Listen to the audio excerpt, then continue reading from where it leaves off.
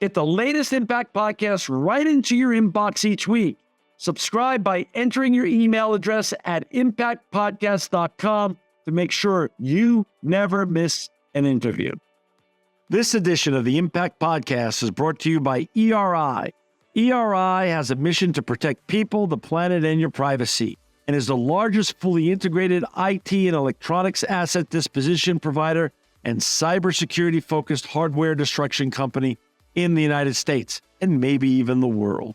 For more information on how ERI can help your business properly dispose of outdated electronic hardware devices, please visit eridirect.com. This episode of the Impact Podcast is brought to you by Closed Loop Partners. Closed Loop Partners is a leading circular economy investor in the United States with an extensive network of Fortune 500 corporate investors, family offices, institutional investors, industry experts, and impact partners.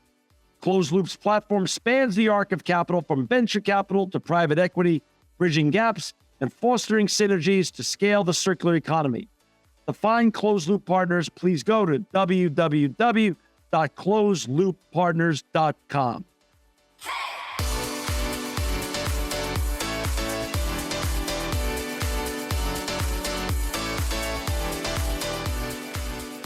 Welcome to another edition of the Impact Podcast. I'm John Shigarian, and I'm so honored to have with us today Mike Colarossi. He's the head of sustainability for Avery Dennison. Welcome, Mike, to the Impact Podcast. Thanks for having me, John. Hey, Mike, before we get talking about all the great work you're doing in sustainability at Avery Dennison with your colleagues over there, I'd like you to know a little bit about you. Where'd you grow up, and how'd you get on this journey? Yeah, so I grew up in the Midwest, born, raised, educated all in the state of Michigan, just outside of the Detroit area, where I lived until I was in my early 20s. And then very early in my career, I had the opportunity to move to Shanghai, China, where I spent nearly 7 years living and working, and then have been back in the United States since about 2009. I still see the influence. You got the Mal glasses on here. I mean, you got the whole. I do. All right. So no wonder. I see where you got your style and your design style. How long, and then after that, how long then until you joined Avery Dennison? So I joined Avery Dennison about 14 years ago. So I've been with the company for quite a bit of time. Before that, I worked for one other company in my career, a multinational Dutch company called AkzoNobel, a paint and chemicals company. Got it. And when you joined Avery Dennison, what was your role when you first joined? It was not sustainability. I joined in our RFID organization, so radio frequency identification technology. I'm an engineer by training. I've spent most of my career in manufacturing, engineering, innovation roles. And so I first joined Avery Dennison in a role that was focused on that technology, how we were manufacturing it, and how we're going to be doing that efficiently at scale across the world. And Avery Dennison is a material science company, or what do they exactly do? What's the main products you produce? Yeah, so Avery Dennison is a material science company. We're also a digital identification company. And most of the products that we produce are labels. So the labels that go onto your shampoo bottles at home, labels in your clothing, adhesive materials, or labels that are holding your smartphone together, or that create sound dampening properties in your automobile. It's a very, very large organization that has a product portfolio that touches most of our daily lives on a regular basis. And for our listeners and viewers, a little bit of size and scope about Avery Dennison's size. Revenue about $8.8 billion USD, over 35,000 employees doing business in over 50 countries. And to find Mike and all his colleagues at Avery Dennison, please go to www.averydennison.com. So now you join, you're in a different division. When did you start migrating towards sustainability? It's interesting. Sustainability has been a thread throughout my entire career.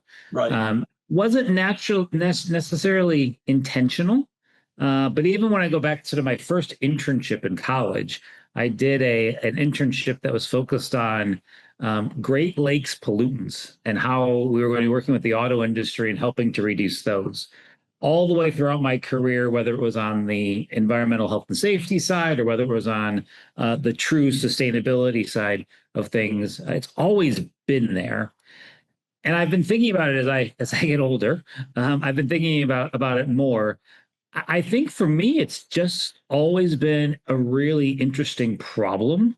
And as an engineer, I like to solve problems. Uh, And so this is probably one of these existential ones that is a really, really tough one for us to solve. So I think probably in the last 6, 7 years has it really been more of a focus for me, starting on more of the ESG and reporting side of things, but now the full gamut of when responsibility. you, what year were you made head of sustainability?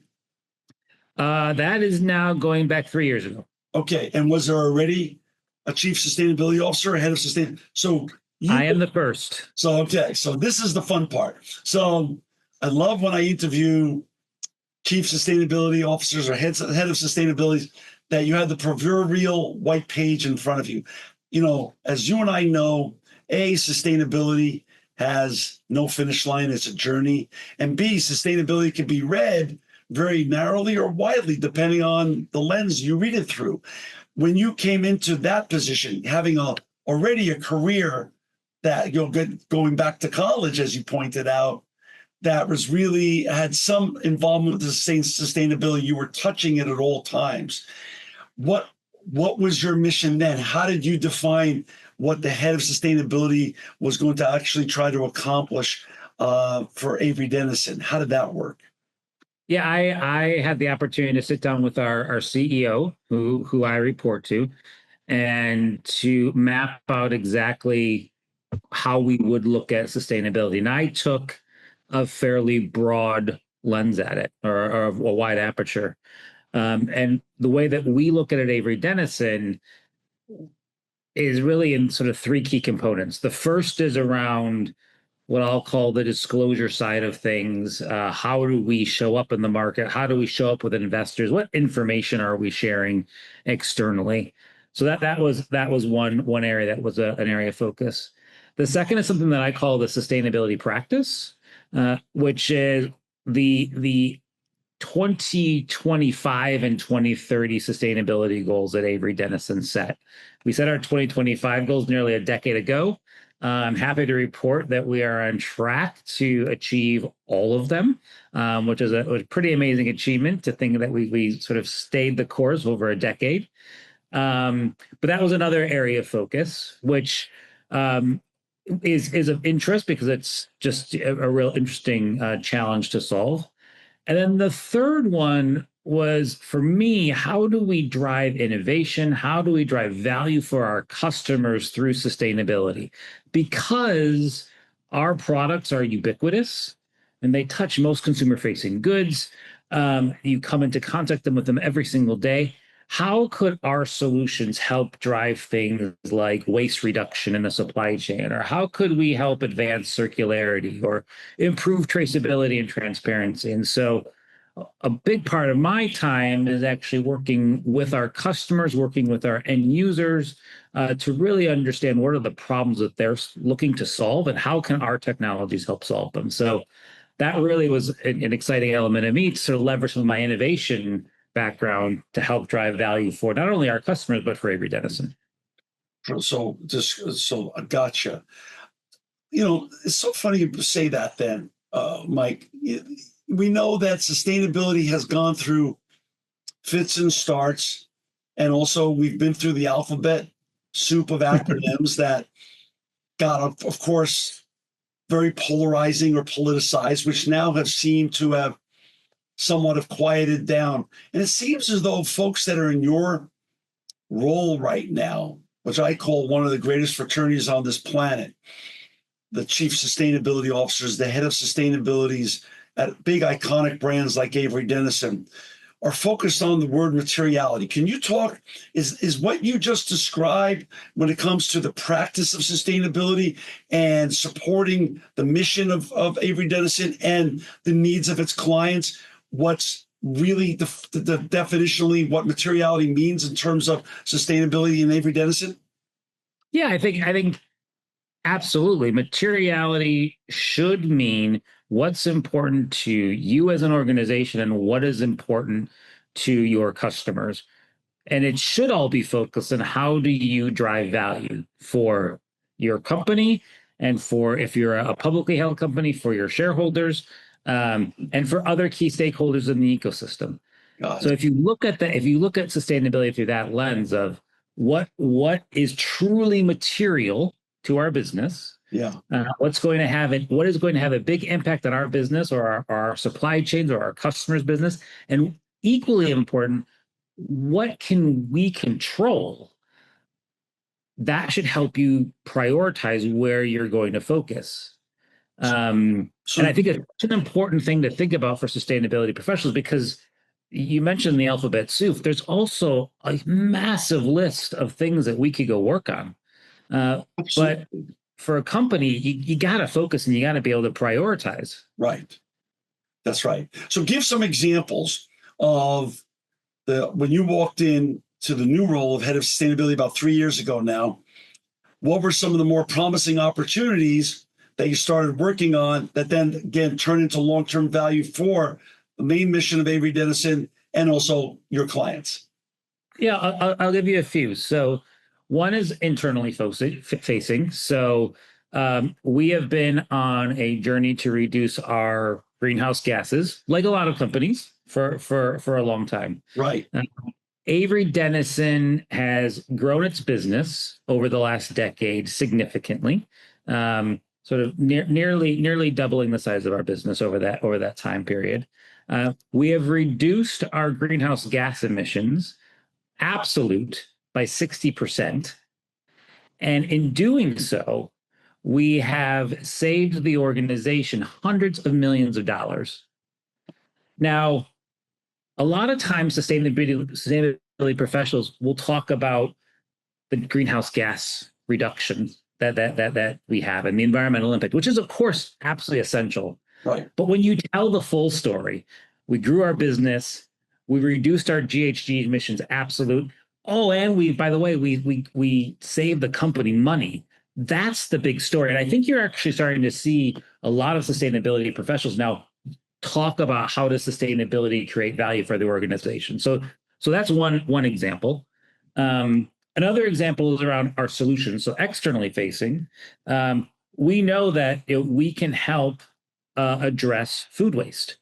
So by providing better visibility in grocery and in retail, particularly for items like protein or bakery that are high value but also high waste for retailers, we know that through inventory visibility and understanding how close are we to expiration, and then dynamically pricing based on that, we can help reduce waste. And oh, by the way, we can actually drive sales lift as well. So in that scenario, what we're doing is we're actually taking a cost for a grocer, we're turning in, we're helping them avoid that cost, but then we're actually driving sales lift for them as well. So we're actually turning a cost into a profit driver for them. That's another simple example of just how our solutions can help address some of these big challenges that our customers are facing. Taking a liability and turning it into an asset, really. Yeah, wow. Absolutely. Wow. I mean, it sounds so simple. It's not. I know it's not. Go back to something you just said, though, but it's very interesting what you just said about sustainability leaders now not being so timid or afraid to openly talk about capital savings. Yeah. Right. It was you, like you said, there is a shift. I totally agree with you, Mike, that where sustainability leaders used to just love to talk about all the impactful and wonderful green benefits that they were creating within sustainability. It's now turned into a real discussion in economics, and that it's just great business to be sustainable. It is just great business. And I I think the sustainability community for a while got away from talking about the very simple analogy of the three P's, right?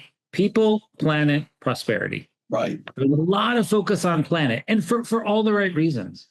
But there was almost a shying away from that prosperity piece. And I think over the last 18 months or so, we've recognized that you can do both and we should do both. Um, and I also think that you're starting to see a shift in how even sustainability leaders perceive themselves. So my background clearly is not on the environmental side of sustainability. I come from a manufacturing innovation background, Right. a science background. So yes, can I hold myself my own in the science? Sure.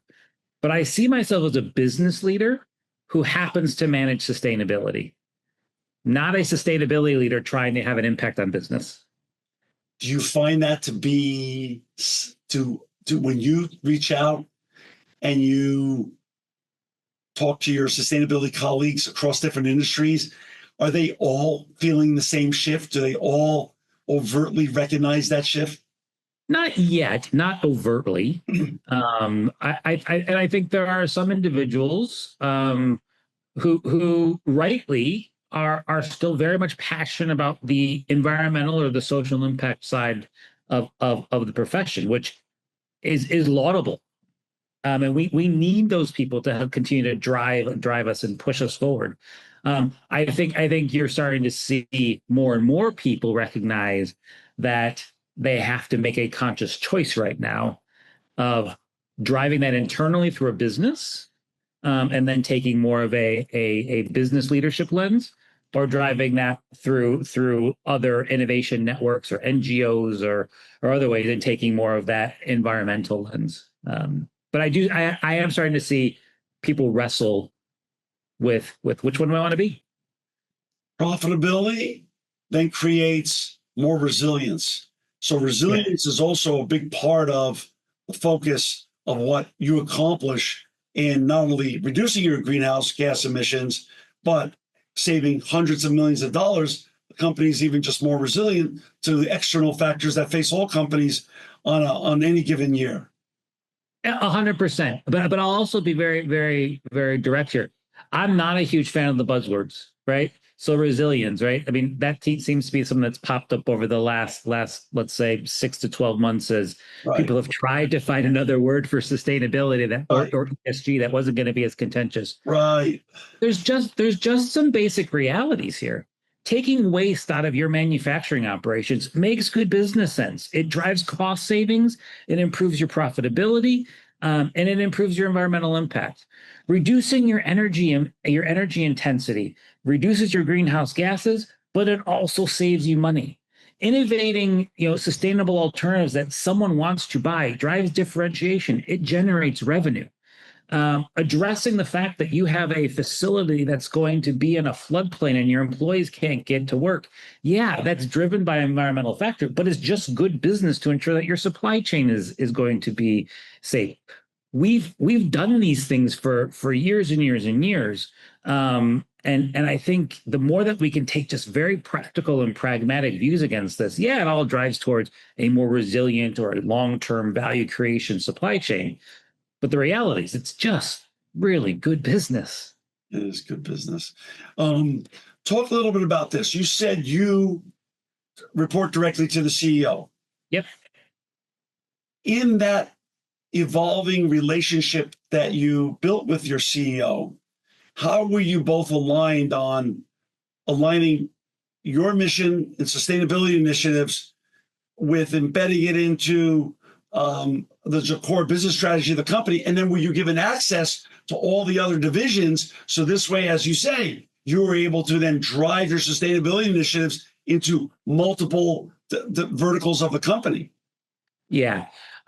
So Avery Dennison has been on this journey for a while. So I definitely benefited from the fact that we had been on this journey for a long time. So it really started when we established sustainability as one of our company's core values. So Avery Dennison is a values-based organization. We have a list of values that aren't just things that you put up on the wall. We actually measure people by them. We hold people accountable for them. So it started there. Then we actually came out with 5 key strategies for the company that were going to drive our long-term financial ambitions. One of those was lead in an environmentally and socially responsible way. So those two sort of form the foundation. The fact that it's a value and the fact that it's a fundamental strategy form that foundation.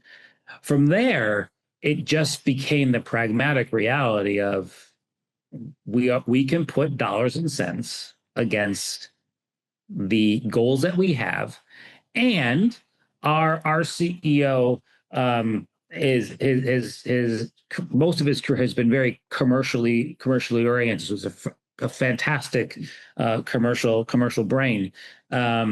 He can see the opportunity that we can create to drive additional revenue and additional profitable growth for the business through sustainability. So those two things combined, demonstrating the financial value in our own operations, but also recognizing the opportunity that we can unlock through innovation and helping solve some of our customers' biggest challenges, just allowed me to really accelerate.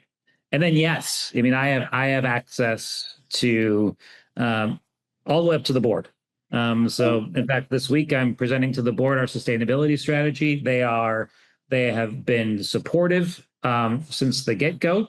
And so we have an engaged board all the way down to, the manufacturing floor in our factories. That's great. For our listeners and viewers who've just joined us, we've got Mike Colarossi with us today. He's the head of sustainability at Avery Dennison. To find Mike and his colleagues and all the wonderful work they're doing in the sustainability sector across all sectors of Avery Dennison, please go to www.averydennison.com. Mike, with regards to the size of Avery Dennison, you have 35,000 plus employees in over 50 countries. How do you drive or create ambassadors, sustainability ambassadors or evangelists among your big and diverse employee population, which spreads geographically across the whole globe? It's not just me. It takes our entire leadership team that are very much engaged in driving sustainability across the organization. We are regionally organized, which allows us to have regional sustainability leaders across the world who are taking both their local demands and also what we want to say as an enterprise and bringing that into their communities. And then we also have enterprise-wide initiatives that drive employee engagement, whether that are as things like volunteering in the local community or specific innovation projects that we look to drive. We try to engage, throughout the organization, not just at the leadership level, because frankly, a lot of the best ideas when it comes to sustainability are coming from people who are living and experiencing it every single day. And the reality is, we have operations around the world that are experiencing different impacts from things like climate change, things like social changes, all those sorts of things. How do you foster communication among your sustainability leaders across the globe so everyone gets to share best practices and inspirations that they have during the whole, the whole entire journey? Yeah, so we have a couple of opportunities to do that. We have an overall enterprise sustainability council, which is the primary governing body for Avery Dennison for sustainability that I chair, but that also sits on a number of representatives from our business. So one of the big opportunities that group has is to share best practices and then disseminate information from there. But then we also have our leadership team, our sustainability leadership team that is regionally based. And one of the things that we've talked about, actually just within the last month, is making certain that we are doing the same thing. So ensuring that what's happening in China is shared with what's happening in Latin America. And maybe there's not a one-to-one correlation, but if you can pick up some great idea that's happening over here and apply it over there, That's just really good practice, and it avoids duplication. So we use that, and then we actually have, through online communities, communities of practice that we leverage, where it's opportunities for people who are interested, like-minded individuals to come together and actually just share ideas, and those sort of take a life of their own. I assume it's great to be you.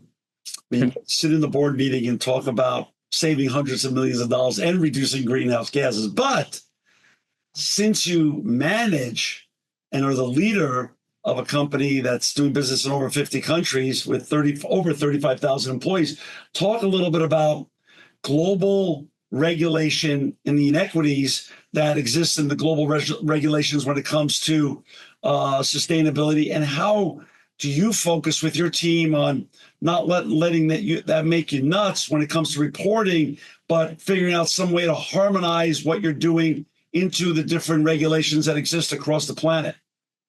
Who's not to say I'm already not nuts? The reality is, I think that's one of the biggest challenges facing the sustainability profession today. Okay.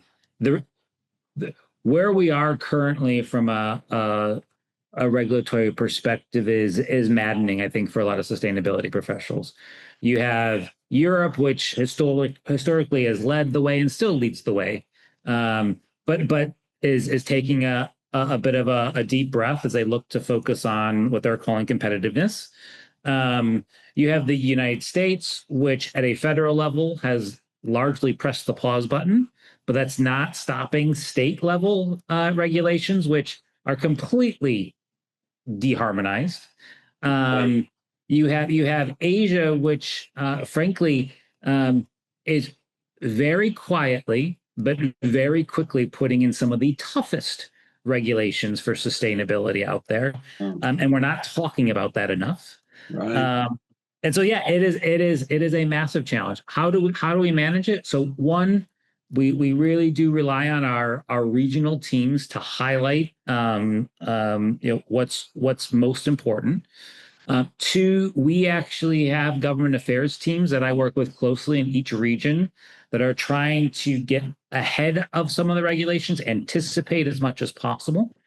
And where possible, we will engage to educate and inform, trying to be a voice of harmonization where it makes sense.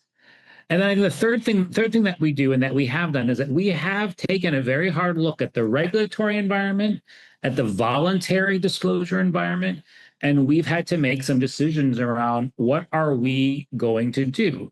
And are we going to take, in some cases, we take the most stringent rule and say, okay, we're just applying that across, and that's going to be what we use. In other places, we say, no, that doesn't make sense. We're going to make certain that the rest of the world does this, but this specific geo or this specific state, we're going to be able to respond to that specific regulation.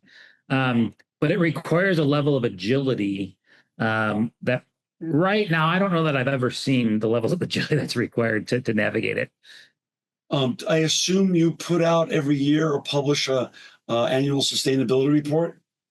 We do. We actually have an integrated report that we publish in the March timeframe, which is incorporated with our financial report. Then we issue a separate, what we call our ESG download, which is frankly a big data dump that a lot of organizations look at that contains all of our sustainability information. That's a good example of something that we're having to reevaluate as we look at what's happening in Europe with the CSRD regulation that we're going to have to report against. So I'm going to put you on the spot. I'm going to give you a Sophie's choice. Beside the great news that you lowered your greenhouse gas emissions and saved hundreds of millions of dollars, talk a bit. You've been doing this now in terms of your leadership role at Avery Dennison for about 3 years. Talk about 2 or 3 of your favorite or initiatives or wins that your team has gotten that you're the most proud of. Ooh.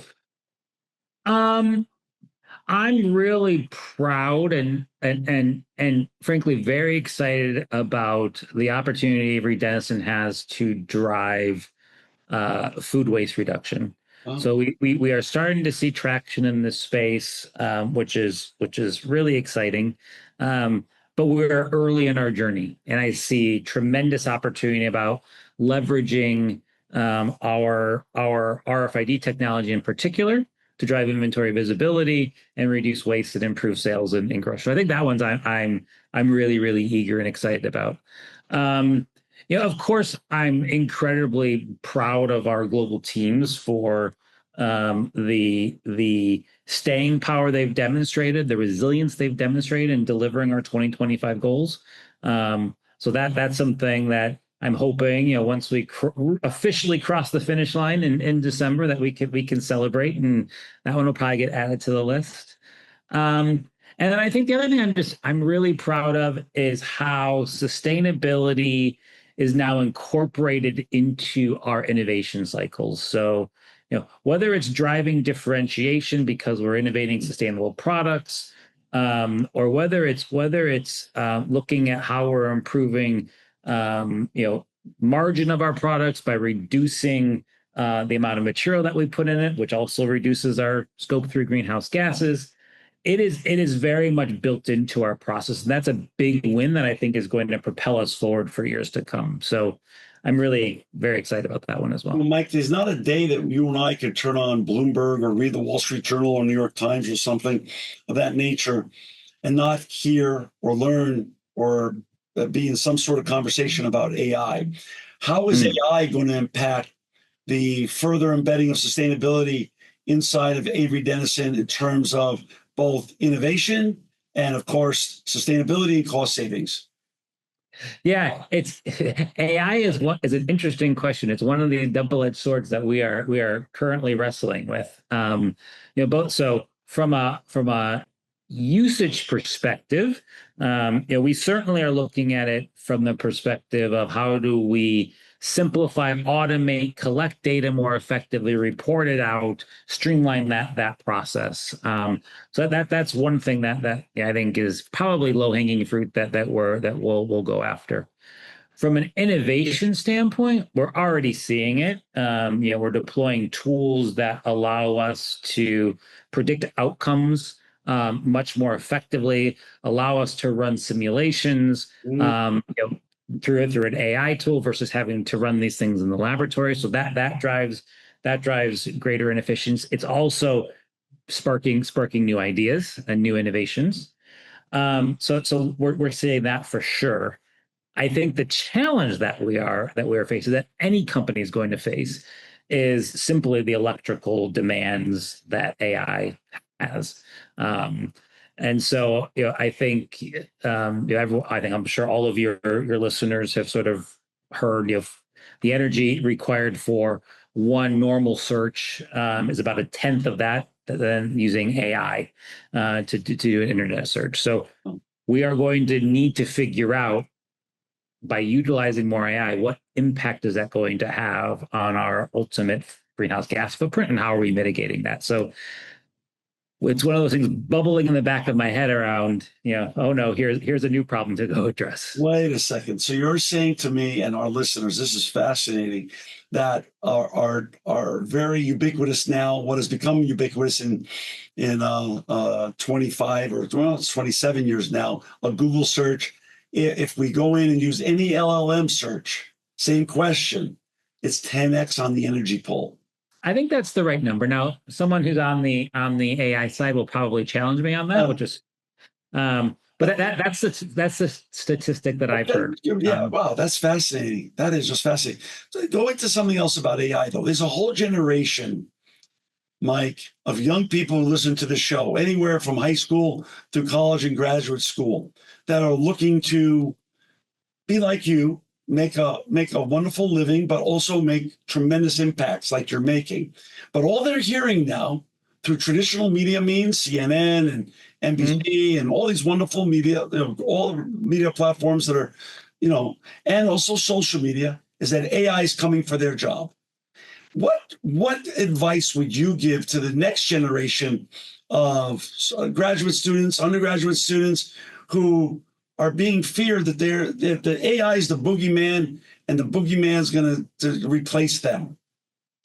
Yeah, I mean, the interesting part is that I have a son who is a 16-year-old junior in high school, so he's facing a similar existential crisis. Right. what I've told him, and what I would tell listeners who are pre university or in university, or even early in their career, I think history is a tremendous guide, right? I'll just go back to, I'm old enough to recognize when we first had computers come into the workplace, or email replacing fax machines. And at that time, it was all gloom and doom as well. Oh, this is going to take away jobs. It's going to drive all these very negative impacts. And yes, there are certain professions that do get disproportionately impacted. But I think what we've seen throughout time is that these tools have just made humans that much more productive. So I wouldn't be afraid of the technology. I would first be curious, understand how it can get applied to what you do. Certainly go in with your eyes wide open and understand and assess if there is a true risk. But think about it in terms of the productivity gains that you'll be able to get. And where are you then the bigger challenge is, what are you going to do with all that additional brain power that you can apply to other challenges? That to me is what's exciting, is that if I don't have to write emails every single day because AI is responding to it and knows Mike Colarossi's tone and tenor and can manage most of that. Where am I going to be putting my mind share? How am I going to help solve some of these really big challenges? That's cool. That's cool. That's cool. Well, Mike, I want to just say thank you. What you're doing at Avery Dennison is cool. I want to say thanks for your time today. And thanks for all what you and your colleagues are doing at Avery Dennison. For our listeners and viewers to find Mike and all the great work him and his colleagues are doing in sustainability at Avery Dennison, please go to www.averydennison.com. Mike, thanks for not only your time today, but overall, I just want to say I'm really grateful for people like you for making the world a better place. Thanks, John. It's not me. It's 35,000 employees who every day go to work looking to solve some of these challenges. So I just am fortunate enough to be someone who gets to talk to you about it. So really, thanks for the time. This edition of the Impact Podcast is brought to you by Engage. Engage is a digital booking platform revolutionizing the talent booking industry. With thousands of athletes, celebrities, entrepreneurs, and business leaders, Engage is the go-to spot for booking talent, for speeches, custom experiences, live streams, and much more. For more information on Engage or to book talent today, visit letsengage.com. This edition of the Impact Podcast is brought to you by ERI. ERI has a mission to protect people, the planet, and your privacy, and is the largest fully integrated IT and electronics asset disposition provider and cybersecurity-focused hardware destruction company in the United States, and maybe even the world. For more information on how ERI can help your business properly dispose of outdated electronic hardware devices, please visit eridirect.com.